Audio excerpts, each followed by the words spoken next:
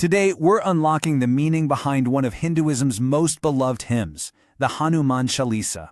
We're going to dive into how the story of this incredible monkey god became a powerful guide for finding the hero inside all of us. So picture this. You're on a crowded train in Mumbai. People are packed in shoulder to shoulder. It's chaotic. But then, in the middle of it all, you see someone reading a small book, and their face is just lit up with this inner peace. That book is the Hanuman Chalisa. It's a powerful, everyday sight that really captures the deep, personal connection millions have to this ancient hymn. So that really gets you wondering, right? What is it about this 400-year-old poem that gives people so much comfort and strength, especially in the middle of our crazy modern lives? Well, that's what we're here to figure out. Okay, so to really get the hymn, you first have to understand the hero at its center. And let me tell you, Hanuman is so much more than just a monkey god.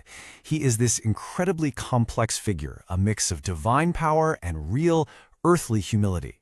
His origin story is the key to his whole deal. You see, his father is Vayu, the divine god of the wind, and that's where he gets his unbelievable power. But his mother, Anjana, was a Vanara, a forest dweller. This combination, this fusion of the divine and the earthly, is the absolute essence of who he is.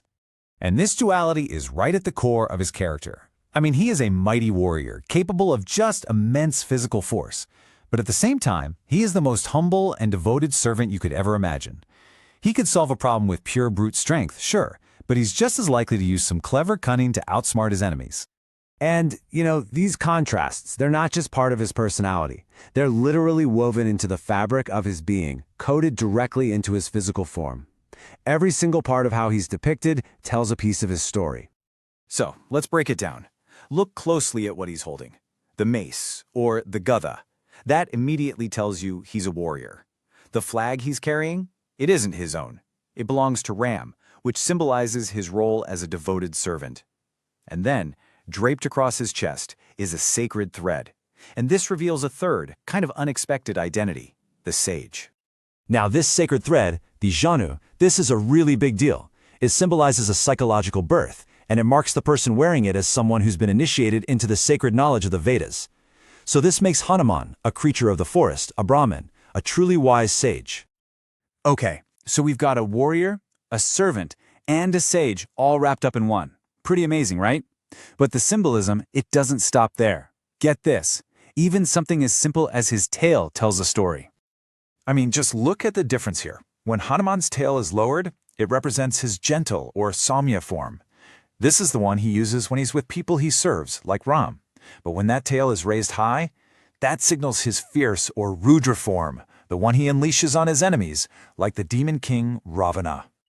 So you have this incredibly complex character. Strong yet humble, fierce yet gentle, and he becomes this powerful symbol in his stories for a really specific philosophy, how to leap right over life's biggest problems.